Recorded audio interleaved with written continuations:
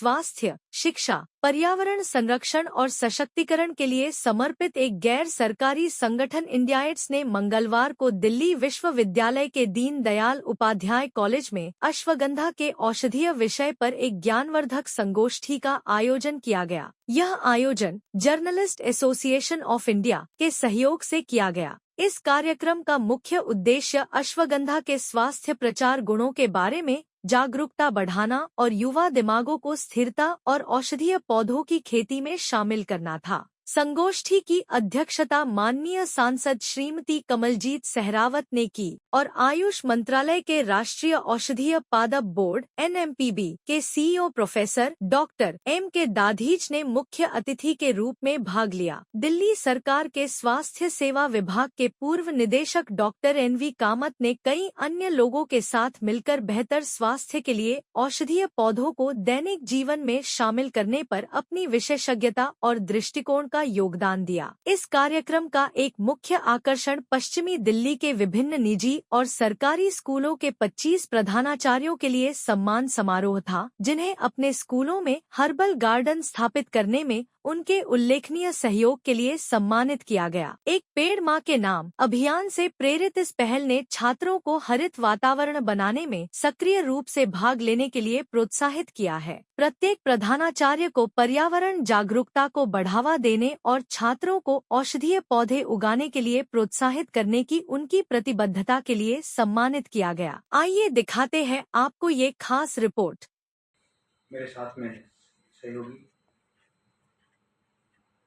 Doctor N.K. Kamat जी, doctor H.K. सेठी जी, सच्चिदानंद त्रिपाठी जी, हमारी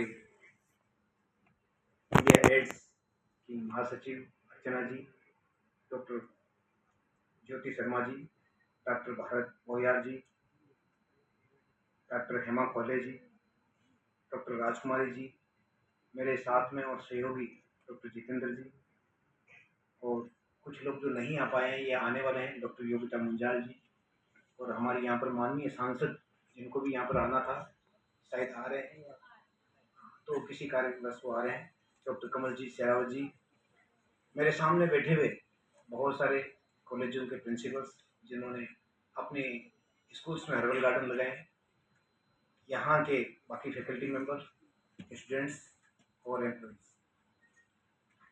आप सभी का मैं आज के इस कार्यक्रम में स्वागत भी करता हूँ और अभिनंदन भी करता हूँ, क्योंकि ये कार्यक्रम भी हमारा अपना है।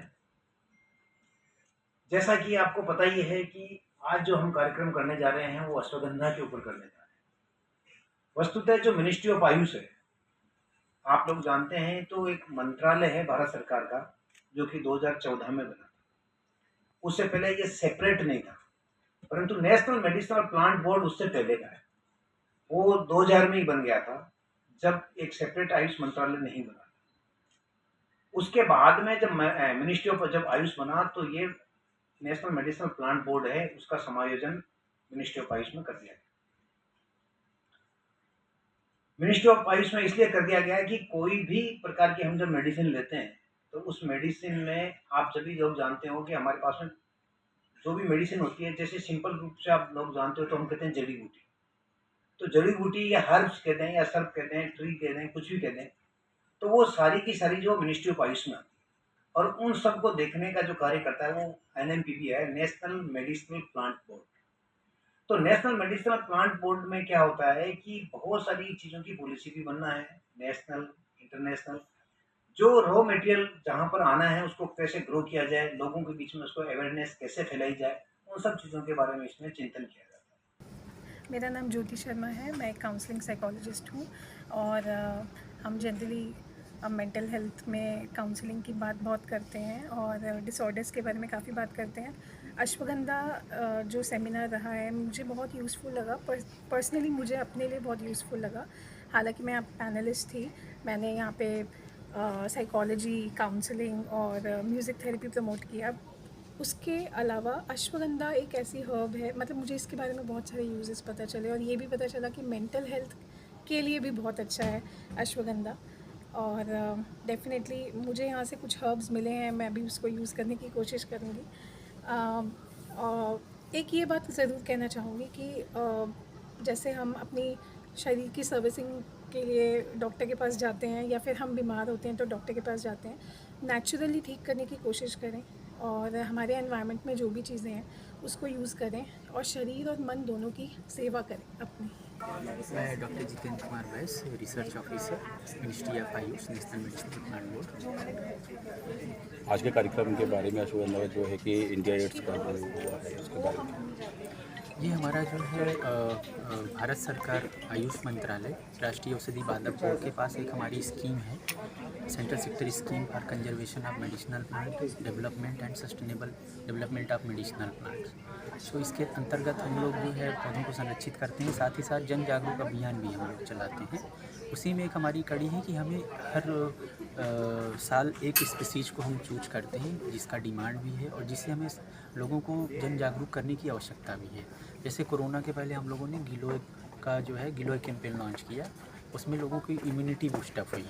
उसके बाद आफ्टर कोविड अभी हम लोग जैसे स्ट्रेस हो रहा है लोगों को, तो अश्वगंधा कैंपेन लॉन्च किया गया था कि जिससे अश्वगंधा के बारे में लोगों को जन जागरूकता बढ़े और उसे कैसे सेवन करना है उसके बारे में भी लोग अवेयर। तो इस तरीके से अभी हम और भी स्पीसीज पे काम कर रहे हैं, तो ये हमारा एक एक्टिविटी है और इसके साथ साथ औषधि पौधों के प्रति लोग जागरूक हों। साथ में हम पर्यावरण को कैसे औषधि पौधों से लिंक करके कैसे हम और अच्छा कर सकते हैं हमारे इन्वायरमेंट को, और उससे भी अच्छी बात है कि हम अपनी तरफ से कैसे जो है हमारे पर्यावरण के लिए योगदान कर सकते हैं। तो उसमें मेडिसिनल प्लांट्स का बहुत बड़ा रोल होता है। मेरा नाम डॉक्टर भरत भोयर है।